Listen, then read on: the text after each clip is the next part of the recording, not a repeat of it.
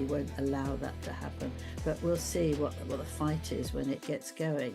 But they have pushed. Meghan Markle and Prince Harry are quaking in their boots as Prince William fires a new warning shot at Middleton makes a jaw-dropping entrance at a state dinner, rocking the biggest tiara she's ever worn. 7:48 in the morning, that's when Prince William did something he's never done before. He put his name on a statement so direct, so final, that even the people closest to the royal family had to stop and read it twice. 19 words. That's all it took. The future relationship between the Crown and the Duchess of Sussex has been conclusively determined. There will be no pathway for return. Now here's the thing. This wasn't some palace spokesperson hiding behind formal language. This was William, the future king. And it marks the third tiara moment she's had in 2025.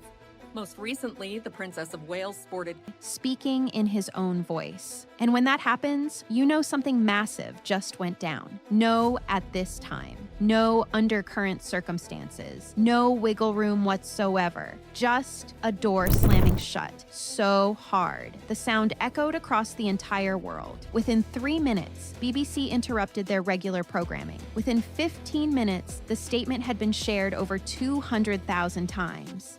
Now, Prince Harry is attempting to bully King Charles into a meeting. And in California, where it was still dark outside, Harry's phone lit up with a notification that would break something inside him he didn't know could. Let me tell you what's really going on in Buckingham Palace. Meghan Markle really had it coming. You ever notice how still break? So what pushed William to this point? What made a man who spent years cancer treatment?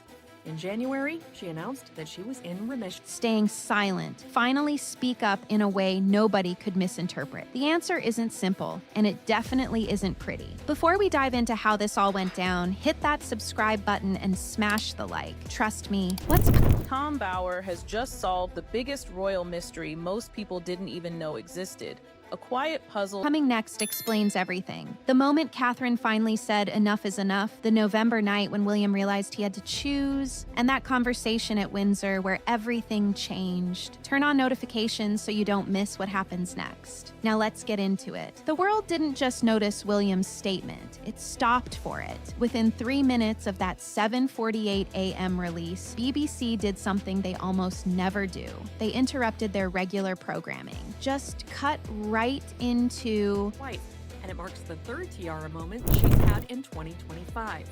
Most recently, the Princess of Wales sported whatever was on and put up that statement on screen. The anchor, this veteran correspondent who'd been covering the royal family for nearly 30 years, read it once. Then he read it again. And then he looked straight into the camera and said, "This is unprecedented." Get this, he didn't explain why it was unprecedented. He didn't need to. Anyone watching understood immediately that something fundamental had just shifted. You could hear it in his voice, that slight crack of disbelief.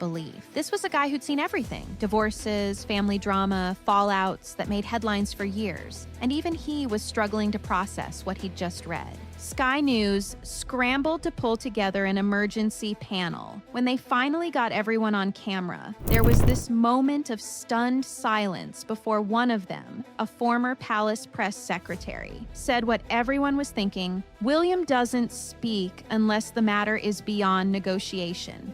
Listen, let me tell you what's really going on in Buckingham Palace. Meghan Markle really had it coming.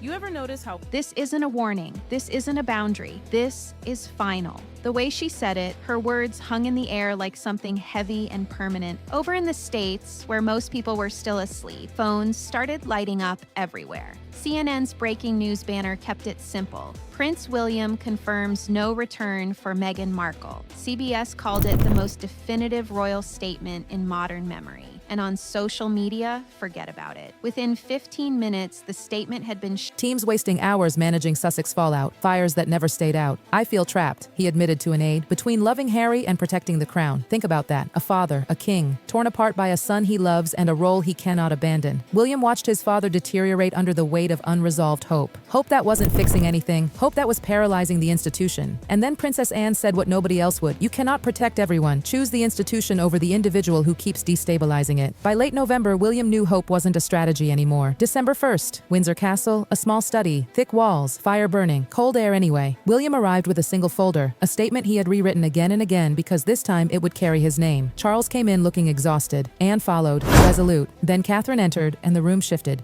William made it clear. This decision would be permanent. No revisiting, no softening. Catherine spoke first. Quiet.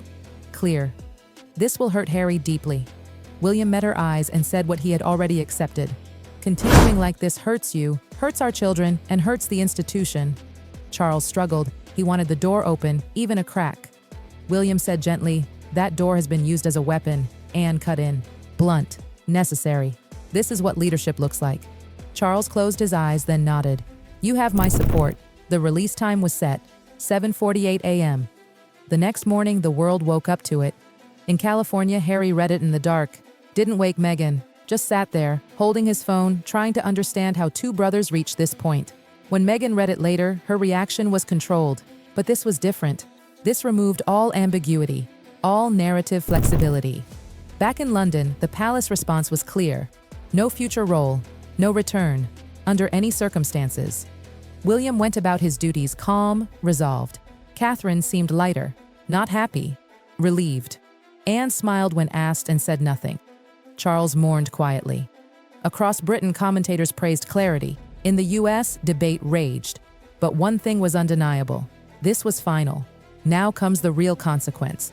No royal security coordination, no institutional backing, commercial recalculations, no attendance at future royal events, no symbolic connection left to leverage. William removed the ambiguity that once gave Meghan room to maneuver. She entered believing she could modernize the monarchy from the inside. She left when the institution refused to bend. William just confirmed that departure is permanent. And here's the hardest truth. This wasn't punishment. It wasn't revenge. It was protection of his wife, his children, the crown he will inherit. Some doors don't reopen. Pretending otherwise only prolongs the damage. At 7:48 on a December morning, William chose certainty over hope, stability over sentiment, and history will decide whether he was right. But the line has been drawn, and it is not moving. And here's the part nobody really talks about, the quiet aftermath, the emotional debris that doesn't make it into breaking news banners or scrolling headlines. Because once that statement went live, once the world absorbed those 19 words, life didn't pause inside the palace. It moved forward. And that, in many ways, was the most brutal part of all. Inside Kensington Palace, phones kept ringing, but William didn't pick them up. He'd said what needed to be said. There was nothing left to explain. Aides later said there was a strange stillness about him that day. Not coldness, not anger, just a calm that comes after you've already mourned something long before it officially ends. This wasn't an impulsive decision. This was the final step in a grief process that had been unfolding quietly for years. Catherine noticed it too. That evening, when the children were finally asleep and the palace corridors went quiet, she asked him one simple question. "Are you okay?" And William didn't answer right away. Because how do you explain the feeling of choosing duty over blood, of protecting your future by permanently closing off your past? He eventually said something that stayed between them, something along the lines of, "I don't feel good, I feel done." And that distinction mattered. Across the ocean, Harry wasn't done. He couldn't be. Friends said he cycled through disbelief, anger, and then something dangerously close to shame, because no matter how many interviews had been given, no matter how many stories had been told, this moment reframed everything. This wasn't the institution rejecting Meghan. This was William, his brother, personally saying enough. And that hit differently. There was no villain to point at anymore. No faceless system, just family. Meghan, meanwhile, shifted into strategy mode. Not panic, not tears. People close to her said she understood immediately what had changed. This wasn't just reputational. This was historical. William's statement would be quoted decades from now, studied the way past royal ruptures are studied, and she knew something else too. From this moment forward, every move she made would be read through this lens. Permanently separate, permanently outside. The media, of course, didn't stop. It never does. But the tone changed. The speculation drained out of it. No more sources suggest reconciliation talks. No more doors may reopen. Commentators began speaking in past tense. And for someone like Meghan, who had always operated in the space of possibility, that was a seismic shift. Ambiguity had been power. William stripped it away. Inside the palace, something else happened that week. Something small but telling. Planning meetings ran smoother. Fewer emergency calls, less last-minute damage control.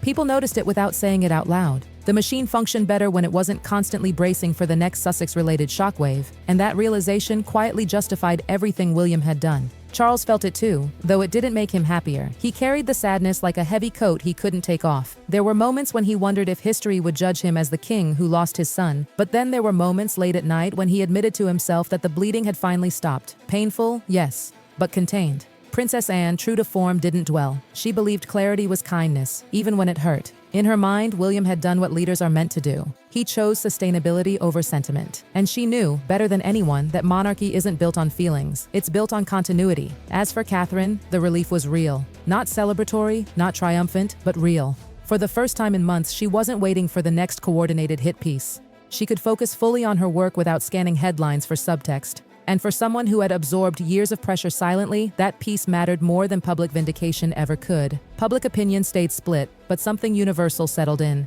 acceptance. People stopped asking whether William had gone too far and started asking what Meghan would do next. The story pivoted. The monarchy had moved on and the world followed. And maybe that's the final truth of it all. Institutions don't grieve the way people do. They adjust, they stabilize, they continue. William understood that instinctively. He wasn't trying to punish Meghan or exile Harry. He was drawing a boundary so solid that it couldn't be manipulated, tested, or exploited ever again. Some endings aren't explosive. They're quiet, definitive, and irreversible. They don't come with shouting or slammed doors. They come with statements released at 7:48 in the morning and a world that rearranges itself around them. Meghan's future now belongs entirely to her. No crown, no corridor back, no royal safety net, just freedom with all its risks and rewards. And William's future is just as fixed. A king defined by clarity, not compromise. Whether history calls him cruel or courageous won't matter to him as much as one thing: the institution he will inherit is steadier than it was before. And for a man raised to believe that duty outweighs desire, that outcome, however painful, was worth everything he lost to get there.